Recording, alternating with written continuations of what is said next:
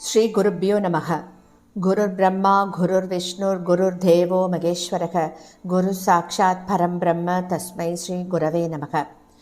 சதாசிவசமாரம்பாம் சங்கராச்சாரிய மத்தியமாம் அஸ்மதாச்சாரிய பர்யந்தாம் வந்தே குரு பரம்பராம்.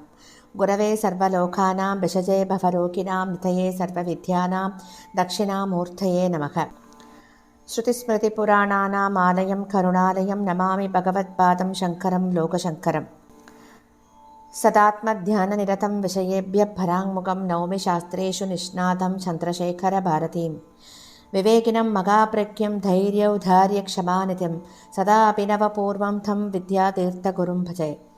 भारतीकरुणापात्रं भारतीपदभूषणं भारतीपदमारूढं भारतीतीर्थमाश्रये.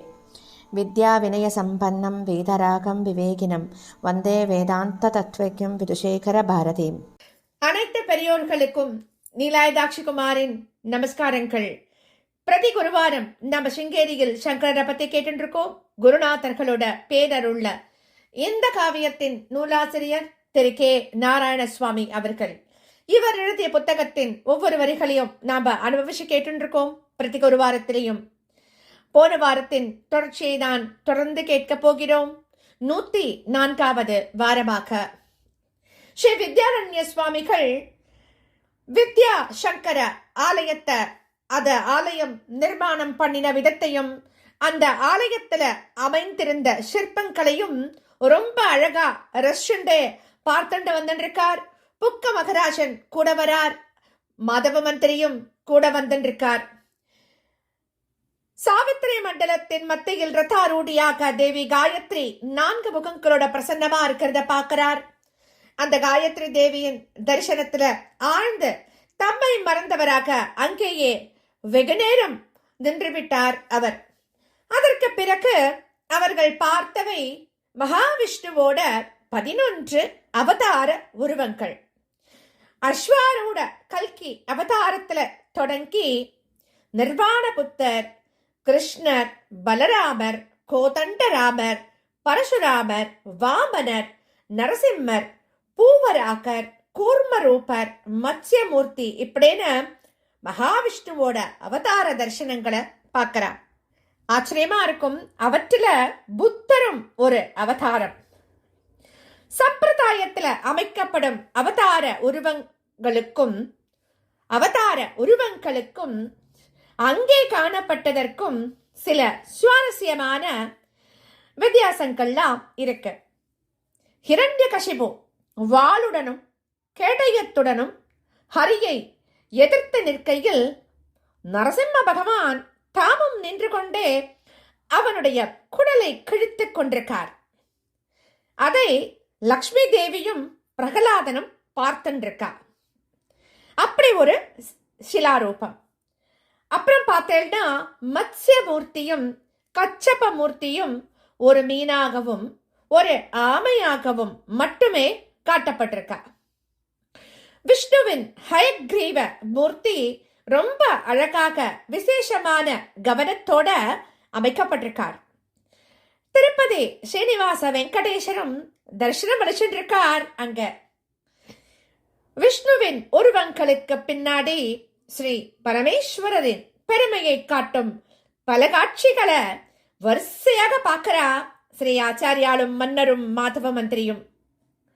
மார்க்கண்டேயன் பூஜை செய்து கொண்டிருந்த லிங்கத்திலிருந்து ஆவிர்பவித்து யமனை சம்மரித்த காலகாலரை பார்க்கிறா. கரும்பு வில்லை வளைத்து தம்மை நோக்கி புஷ்ப பானத்தை தொடுத்து நிற்கும் மன்மதனை எரிப்பதற்காக நெற்றிக்கண்ணை திறந்துள்ள காமாந்தகர் அப்படி ஒரு சிலைய பார்க்கிறா. ஆலகால விஷத்தை ஒரு கிண்ணத்தில் ஏந்தி பருகும் தருவாயில் உள்ள விஷாபகரணர் அவரை பார்க்கிறா. இப்படி எல்லோரையும் அவ தரிசனம் பண்ணிண்டே வரா. அடுத்தபடியாக திரிபுராந்தக பரமேஸ்வரரின் தரிசனம். அந்த சிற்பத்துல அபூர்வமான ஒரு புராண கதை இருக்கு. திரிபுராசுரர்கள் பெரும் சிவபக்தர்கள். அதனால் அவளை யாரும் ஜெயிக்க முடியல. அதை அவர்கள் கைவிட்டு விடும்படி உபாயம் செய்ய முன்வந்தவர் ஸ்ரீ மகாவிஷ்ணு. அதற்காக புத்தாவதார அவதாரம் எடுத்து தன்னுடைய மாயையால் அவர்களுடைய மனங்களை மாற்றுறார். சிவபக்தியை கைவிட்டு ஒரு சூன்ய மதத்தில் விசுவாசம் கொண்டவர்களாக அவர்களை மாற்றிடுறார். அதற்கு மேல் பரமேஸ்வரர் பலவிழந்து விட்ட அவர்களுடைய 3 புறங்களையும் நாசம் செய்தார். அப்படிங்கிறது தான் அந்த கதை. சிற்பத்துல பரமேஸ்வரர், அதாவது மேருமலை வில்லை வளைத்து பானத்துல போட்டு இருக்கார். சாக்ஷாத் விஷ்ணுதான் அந்த பானம். அதை சொல்ல சிற்பி பானத்தின் தண்டபாகத்துல விஷ்ணுவின் உருவத்தை செதுக்கி இருக்கார். பானத்தின் நுனிபாகத்திலோ புத்தரின் உருவம். நன்னா கேளுங்கோ, சிற்பத்துல பரமேஸ்வரர் வில்லை வளைத்து பானத்தை பூட்டி இருக்கார். அப்போ சாக்ஷாத் விஷ்ணுதான் அந்த பானம். அத சொல்ல சிற்பி அதை எப்படி சொல்லணும் அப்படிங்கிறதுக்காக அந்த சிற்பி என்ன பண்றாராம், அந்த பானத்தின் தண்டு பாகத்துல விஷ்ணுவின் உருவத்தை செதுக்கி இருக்கார். அந்த பானத்தின் நுனிபாகத்திலும் புத்தரோட உருவம் பதிக்கப்பட்டிருக்கு. அதுவே அந்த முழு புராண கதையையும் சொல்லிவிடுறது. இப்படி வைஷ்ணவம் சைவம் அப்படின்னு பாரபட்சம் இல்லாம விஷ்ணுவின் பெருமை, சிவபிரானின் பெருமை இவற்றையெல்லாம் காட்டிவிட்டு அதற்கு மேல் சாக்த மதத்தின் பெருமையை காட்ட ராஜராஜேஸ்வரியின் அழகிய சிற்பம் அங்கே. அதுல பார்வதி, லக்ஷ்மி, சரஸ்வதி எல்லோரும் அடங்கி இருக்கா.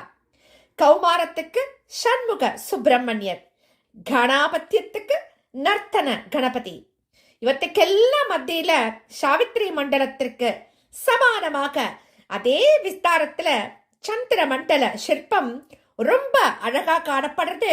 அது ரொம்பவும் அபூர்வமானதும் கூட. 10 குதிரைகள் இழுத்து கொண்டிருந்த ரதத்தில் சந்திர பகவான் அமர்ந்திருக்கார். அவருக்கு 10 கரங்கள், அவற்றில் 4 அமிர்த கலசங்கள். இப்படி எல்லாத்தையும் பார்த்து கொண்டு வந்த போது மன்னன் ஷண்மதங்களில் 5 மதங்களின் உபாசனா தேவதைகளை பார்த்துட்டோம், இவற்றில் சூரியோபாசனைக்கு விஷயமான சூரிய பகவானை காண முடியலையே அப்படின்னு கேட்கிறான். அதை பார்ப்பதற்கு நாம் கோவிலின் உள்ளே நுழைந்து அங்குள்ள பெரிய மண்டபத்தை பார்க்கணும் அப்படின்னு சொல்றார் ஸ்ரீ ஆச்சாரியர். அப்புறம் அவர் சொல்றார், இப்போ நாம ஜெகத்குருவிடம் சென்று விடலாம் அப்படின்னு அவர் சொல்ல மன்னரோடு படியிறங்கி ஸ்ரீ பாரதி தீர்த்த சுவாமிகள் தங்குமிடத்தை நோக்கி அவ நடக்கிறா. அப்படி நடந்துருக்கும் போது ஸ்ரீ ஆச்சாரியர் ஒரு இடத்துல நின்று கொண்டு, ஹே ராஜன், நீங்கள் என்னிடம் ஏதோ கூற விரும்பி அத சொல்லாம மௌனமா இருந்துட்டேன் அப்படின்னு நினைக்கிறோம். இப்போது அதை எம்மிடம் சொல்லலாம் அப்படின்னு சொல்றார். மன்னருக்கு திடுக்கிட்டு போயிட்டு, புக்கன் திடுக்கிட்டு போயிட்டான். நான் மனசில் எண்ணியதை இவர் அறிந்து கொண்டுட்டார். இப்போது இவரே கேட்பதால் நாம வாய்விட்டு சொல்லிவிடுவதுதான் முறை அப்படின்னு நினைச்சுண்டு கைய கூப்பிண்டு பேச ஆரம்பிக்கிறான் மன்னன். பகவானே, நான் ஒரு கோரிக்கையை தங்கள் முன் வைக்க நினைத்தேன். ஆனால் அதற்கு ஏற்ற சமயம் அது அல்ல அப்படிங்கிறத அறிந்து கொண்டு அதை அப்போது வெளியிடல. இப்போது தாங்களே கேட்பதால் உடனே சொல்லிவிடுகிறேன். அந்த விஷயம் இந்த தேசத்தின் நலனை பற்றியது, நம் சனாதன தர்மத்தின் எதிர்காலத்தை பற்றியது. நம் தர்மத்தை மீண்டும் உயிரூட்டி வளர்க்கவும் நாட்டின் நலனை காக்கவும் நான் தங்களையும் ஜெகத்குரு அவர்களையும் தான் நம்பியிருக்கேன் அப்படிங்கிற பீடிகையோட தொடங்குறான் மன்னன். அந்த சமயத்துல ஸ்ரீ வித்யாரண்ய சுவாமிகள் இடமறிச்சு, உங்களுடைய கோரிக்கையை பீடாதிபதியாக விளங்கும் ஜெகத்குரு அவர்களிடம் சமர்ப்பிப்பதுதான் சரியா இருக்கும். உங்களுடைய திட்டங்கள் என்ன என்பதையும் அவரிடமே சொல்லுங்கோ. அவர் எப்படி உத்தரவிடுகிறாரோ அப்படியே செய்யலாம் அப்படின்னு சொல்றார். மன்னனுக்கு தழுதழுத்து போயிடுத்து. அந்த தழுதழுத்த குரல்லையே சொல்றான், பகவானே, தங்களை மீண்டும் மீண்டும் நமஸ்கரித்து பிரார்த்தனை செய்து கொள்றேன். நாங்கள் வழிபடும் விருபாட்சேஸ்வரர் எங்களை தங்களிடம் கொண்டு வந்து சேர்த்தார். பிறகு நீங்களே ஆச்சாரியராகவும் வழிகாட்டியாகவும் ஆலோசகராகவும் இருந்து கொண்டிருக்கேள். தங்களால் தான் விஜயநகர ராஜ்யமே ஸ்தாபனமாயிற்று. தங்களுடைய ஆசீர்வாதத்தினால்தான் நாங்கள் ஸ்ரீ சாரதா பீடத்தின் சீடர்களாக ஆனோம்.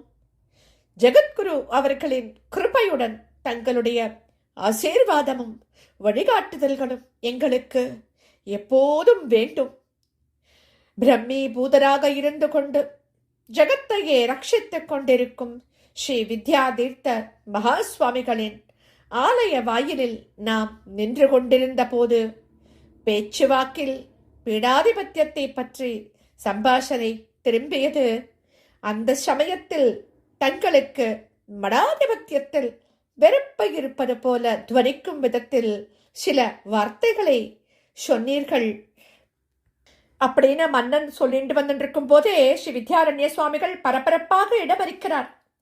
புக்க மன்னரே, என் மனம் இப்போது மடாதிபத்தியம் பீடாதிபத்தியம் ஆகியவற்றிலிருந்து விலகி தூர நின்று கொண்டிருக்கு. நான் என்ன செய்வேன் அப்படின்னு சொல்றார்.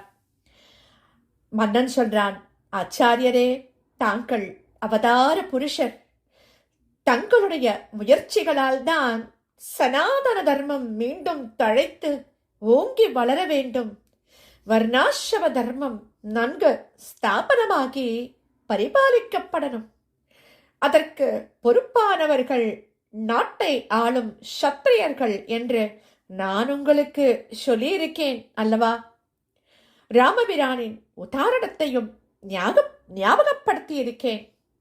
கலிகாலத்தில முகமதியர்களின் படையெடுப்பு போன்றவற்றை பார்த்த பிறகு நம் அரசர்கள் தொடர்ந்து அதை செய்வார்களா என்கின்ற சந்தேகம் தோன்றிவிட்டது அப்படின்னு மன்னன் சொல்றான். அந்த சமயத்துல ஸ்ரீ வித்யாரண்ய சுவாமிகள் கண்களை மூடிக்கொண்டு ஆலோசனை செய்பவரை போல காணப்படுறார். ஒரு சிறு நேரம் கழித்து கண்களை திறந்து கருணையோட புக்க மன்னனை நோக்கி பேசுறார் ஆச்சாரியர். எம் பிரிய சிஷ்யரான புக்கரே, எவ்வளவோ துரதிருஷ்டமான சம்பவங்களுக்கு பிறகு இந்த தக்ஷிண தேசம் உங்களை அரசராக அடைஞ்சிருக்கு. அது ஒரு அதிர்ஷ்டமே. உங்களை போன்ற அரசர்கள் பாரத தேசம் முழுவதையும் ஆளும் காலம் வருமானால் பிறகு கவலையே இல்லை. உங்கள் மனத்தில் திட்டம் ஏதாவது இருந்தால் அதை இப்போது சுருக்கமாக சொல்லுங்கோ. பிறகு ஜகத்குரு அவர்களிடம் விஸ்தாரமாக பேசலாம் அப்படின்னு சொல்றார். உடனே புக்க மன்னன் ஆச்சாரியரை நமஸ்காரம் பண்றான்.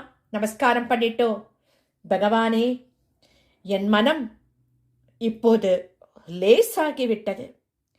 தங்களிடம் ஒரு வார்த்தை பேசினாலும் போதும் என்று சொல்லிட்டு மேலே ஆரம்பிக்கிறான். என் மனதில் உள்ள விருப்பம் எதுவென்றால், இந்த தட்சிணாம்நாய மடம் சர்வ சுதந்திரமான தர்ம சமஸ்தானமாக ஆக்கப்படணும். அதற்காக வேண்டிய லௌகீக சௌகரியங்களை செய்ய வேண்டியது எங்களுடைய பொறுப்பு. தர்ம பரிபாலனம் இந்த சமஸ்தானாதிபதியால் தான் நடக்க வேண்டும். அதற்கு சௌகரியமாக ஆங்காங்கு பல உபமடங்கள் தேசமெங்கும் ஸ்தாபனமாகணும். ஸ்ரீ சாரதா பீடத்தின் பிரதிநிதிகளாக அந்த உபமடங்களின் அதிபர்கள்லாம் செயல்பட வேண்டும் அப்படின்னு சொல்றான் அவன். அவருடைய விருப்பத்தை சொல்றான் அவன். ஸ்ரீ வித்யாரண்ய சுவாமிகளின் முகத்துல புன்னகை தவழர்ந்து, அது அவருடைய அருள் புன்னகை. அது நம் குருநாதரின் சங்கல்பம் நிறைவேறும் சமயம் வந்துவிட்டது அப்படின்னு அவர் தன்னோட மனசுக்குள்ள நினைச்சுக்கிறார். இதற்கப்புறமா அடுத்த வாரம் தொடர்ந்து கேட்கலாம். ஸ்ரீ வித்யாதீர்த்தரின் தபஸ்சித்தியை பற்றி கேட்க போறோம். அதை அடுத்த வாரம் தொடர்ந்து கேட்கலாம். ஸ்ரீ சத்குரோ பாகி, ஸ்ரீ சத்குரோ பாகி, ஸ்ரீ சத்குருநாதா சரணம் சரணம் சரணம் சரணம்.